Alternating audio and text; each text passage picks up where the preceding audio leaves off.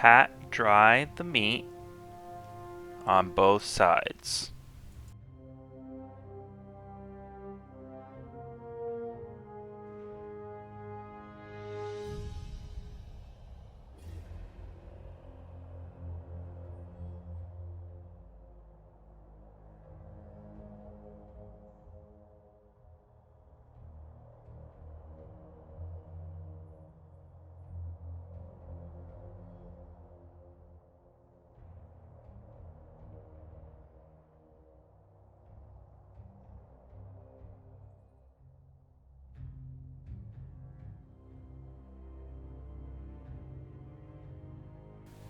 Make cuts in the meat about 75% of the way through. If you go all the way through, it's not a big deal, but you want to try and not to do that. Stuff those incisions that you've made with peppers and garlic.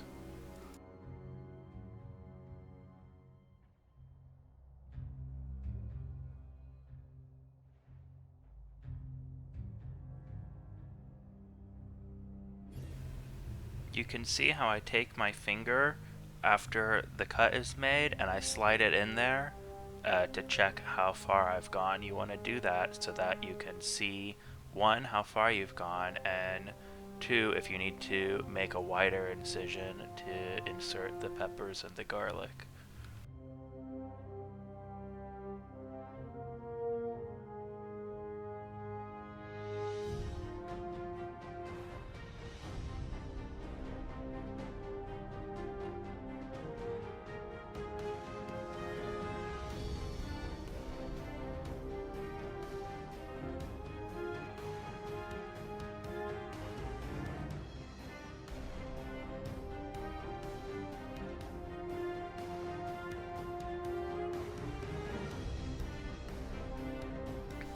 Add salt and pepper to taste. If you do not know how much salt to add, a good rule of thumb is to add 1% of the meat's weight in salt.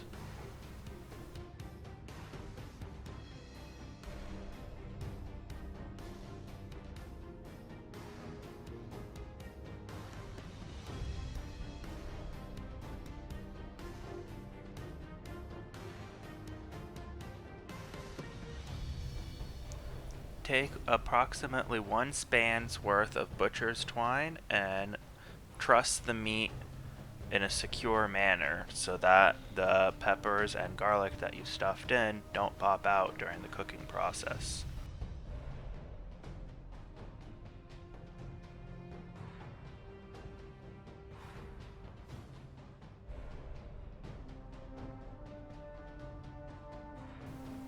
Notice here how I wrap the string around 2 times before I make my final knot.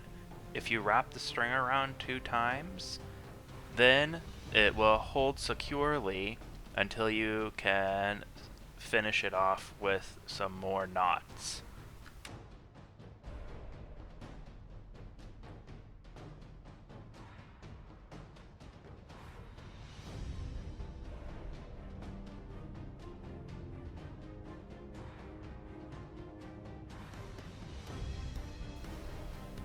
Put the meat in an oven-safe dish with the incision side face down.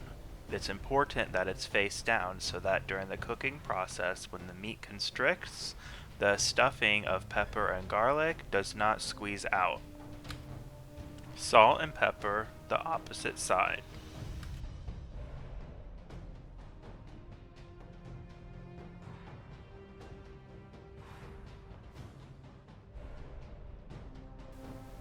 Sprinkle the top with Worcester sauce. That was approximately 2.5 to 3 tablespoons worth.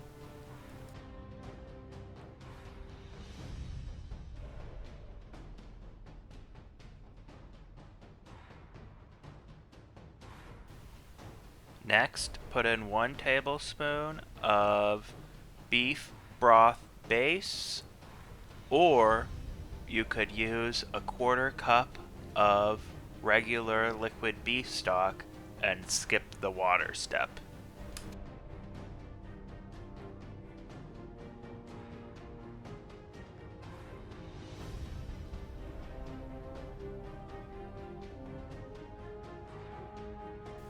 If you use the beef stock base, put in approximately a quarter to maybe half a cup of water.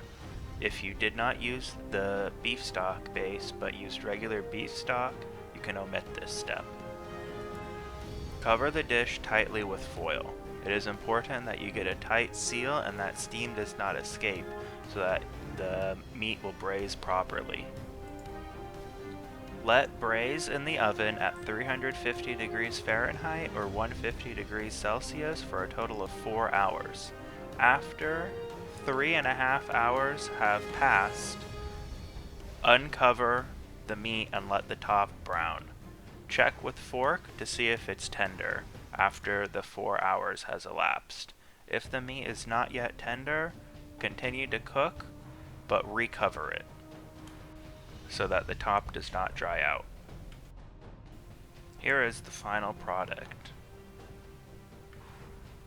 Now it's up to you to serve it. I like to serve it with bacala polo.